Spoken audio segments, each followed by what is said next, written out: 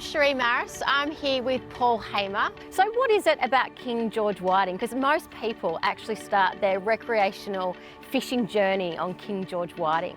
Yeah, well, I certainly did. With my dad in Geelong at Corio Bay fishing as a kid, and I chased them around with him for many years. So they're a pretty easy fish to access. You know, they occur in sheltered bays along the Victorian coast, so you don't have to travel far in a boat. You can catch them off the jetties and things like that. You don't need huge heavy tackle, you know, basic rod from any sort of tackle store and a few pippies and off you go. And they taste great. They taste fantastic, yeah. What's really interesting about this fish? So much. Like they're such a, you know, a humble looking species, Yeah. but their life cycle is incredible, and that's what fascinates me so much about this species. I mean, they do things differently to most of the species we have here. They spawn in the winter. Most things are spawned in the spring and summer. They spend their early life stages, their little larval stages, out in the ocean, battling the huge southern ocean swells during the winter. So what size do King George whiting grow to? They can get over 60 centimetres out on the coast. So these are your big, mature adults. So how big are they when they come into Port Phillip? Well, when they come in, they're tiny, you know, about 2 centimetres. That's small. That's very small, yeah. How they actually find their way, still a bit of a mystery, but we think it's largely, you know, up to nature. The ocean currents and the high tides we get in the spring. And we found out from our work that the stronger and the more frequent the westerly winds are over the winter and spring, the more of these little larvae, these little tiny whiting, get pushed up into the bays. How big are they when they leave? Most of them are up and gone by around 40 centimetres. I mean, we get fish into the low 40 centimetre area in the bays, but most of them are gone, and that's about 4 years of age. So although we're catching them while they're juveniles. Which seems counterproductive when you think about a sustainable fishery, doesn't it? Yeah, well, most of our size limits are set to protect the juveniles, to let them spawn at least once or twice before they're subject to fishing. But because they spend their adult life out on the coast, way down the west coast, it's extremely rugged, hard to access, not many people fish there. So there's very low fishing pressure. And if you think about a species, say snapper or flathead, that has fishing pressure all its life, whiting only have it for a couple of years. And all the pressure is predominantly around Port Phillip? In Port Phillip, Western Port, Corner Inlet are the main fishing bays in Victoria. What are the bag limits and size limits for the King George whiting? So the minimum legal length is 27 centimetres, and you're allowed to take 20 per person per day.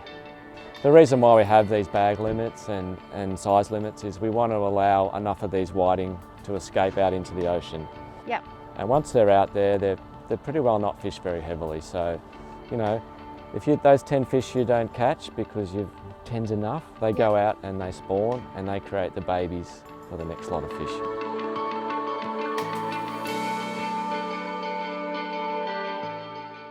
So I'm keen to really see the science behind what you do. So show us your stuff. Let's go and have a look. Excellent.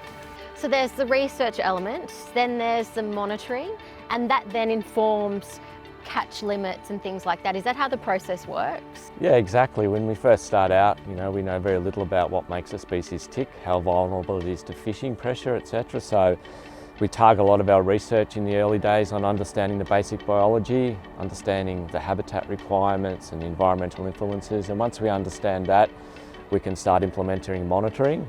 And often we learn how to monitor through doing the basic research. Yeah. So one of the key things that we do is we do surveys of the numbers of these little larvae coming in each year in the seagrass. And that's something we've been doing for 22 years now. And that's been a really important program because it gives us a window into the future, and it also helps us to detect whether there's any long-term changes going on that might be affecting the numbers of these little tiny larvae that get into the bays. Over those 20 years, are there any kind of seasonal kind of fluctuations or noticeable changes?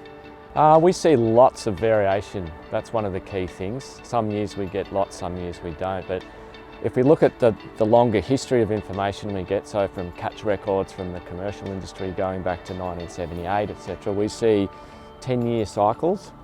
Okay. It's really fascinating. We see 10 to 12-year cycles between peaks in the fishery. And we've seen about 3 or 4 of those in the last 50 years. And what do you think drives those peaks?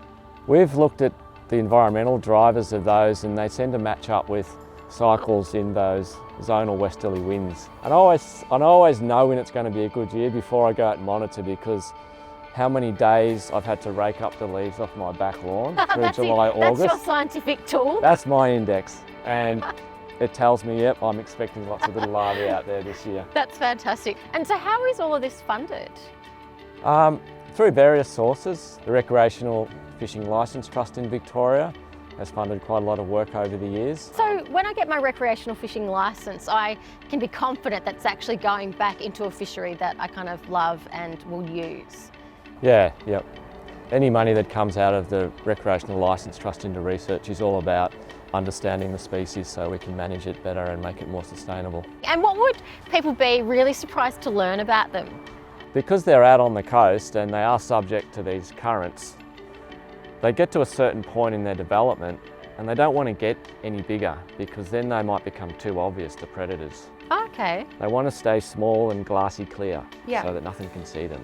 But when they get in the bays and they find the seagrass beds and the water warms up, they really do accelerate their growth. So the seagrass beds are really important. So they're like a type of nursery really, aren't they? Yeah, the whiting are totally dependent on seagrass when they come into the estuaries and bays. You know, they're perfectly adapted to those habitats, and without the seagrass beds, we wouldn't have a whiting fishery. You mentioned some of the adaptations that they have for the seagrass bed. One of the key things is their pigmentation patterns. They have these little dark rows of pigment separated by clear spaces along their dorsal surface, which are perfectly designed for their silhouette to blend into the seagrass blades. Oh, really? Wow. Where do the adults go? Where's their main area? It's still a bit of a mystery. We have a general idea of where we think they migrate back to Is it a along the secret? coast. It's a secret, but I don't know the secret. Oh, it's so secret you don't even It's know so it. secret, I don't even know it, right? So we've been working on this for quite a few years, particularly a colleague of mine, Professor Greg Jenkins at the University of Melbourne. And we've done work on looking at where these little tiny larvae might have drifted from by backtracking their drift path using computer models. So we're Okay. pretty confident that most of the fish coming into Port Phillip and Western Port and that are coming from west of the border into South Australia. But we don't think they're coming from as far as Kangaroo Island, where we actually know that whiting spawn. Why do you think that though? Why do you think they don't go that far? Well, we're getting into some really technical science here. We've done work on their fish ear bones or their otoliths, Yep. which have chemical markers in them. So that also tells their age as well? They tell their age from that as well, but we can also get an understanding of where they may have come from by looking at differences in the chemistry of these ear bones. So we've done some work on that, which suggests that the fish in Victoria are not coming from quite as far to the west as we originally thought, but we think somewhere along that coast from sort of the Coorong down to the border. But That's amazing. the exact locations and that we're still trying to confirm. So we've got anglers out now tagging fish. And that's a part of the citizen science program. It's citizen scientists out there tagging whiting. There's been nearly 1,000 whiting tagged now, but the next few years is really critical because that's when they're all tagged in the bays. So going back to what I said before, they'll start moving out and down the coast over the next few years. So the really interesting results are still to come. And we want to see where these fish end up getting caught down the coast. Do they go as far as where we think they go or not?